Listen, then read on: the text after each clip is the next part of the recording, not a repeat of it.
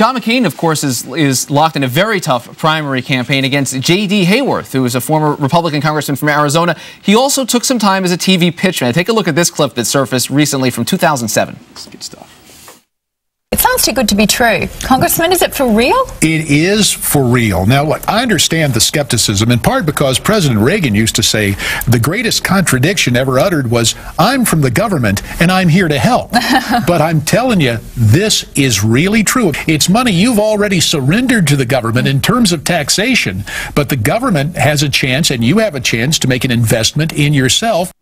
So there it is. That is J.D. Hayworth, former member of Congress, an arch-conservative, self-appointed Tea Party hero, saying this is how you can get free money from the government. I'm a cable access pitchman, and I'm here to help. Yeah, here we are.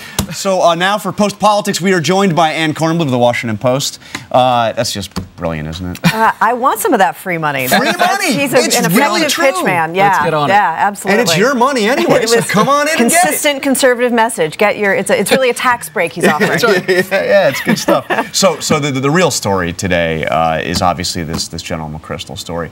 Bottom line, is he going to have to go?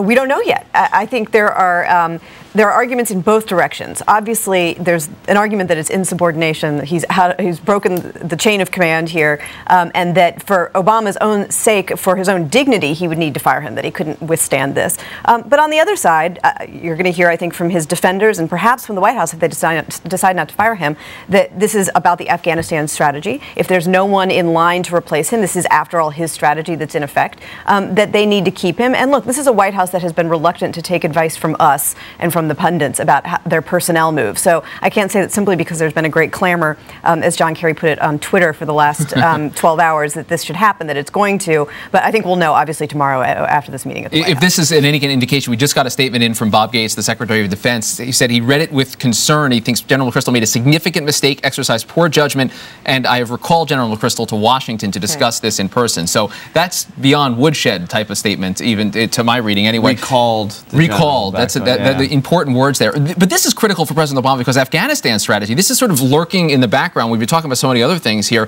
There's some big hurdles they've got to get over in terms of convincing people this is the right strategy. And this just shines a spotlight on all of this and these breaks inside leadership. There was going to be a turning point, I think, this week anyway. We've heard a lot of concern from people on the ground about whether it's working. Obviously, the delay in Kandahar and whether Marja is working. And on the Hill, there's been a lot of concern about the timetable and whether December is really going to be a turning point or not. So yes, you're right. And if there is a vacuum of leadership there would be more questions. But if he stays, there will be more questions. So I think it puts Obama in even more of a bind than he was already in. And the thing is, this is really the third strike. There was the speech he gave in London before the decision on the surge was made. There was the 60 Minutes profile where he helpfully pointed out that he hadn't spoken to the president since he had taken the job.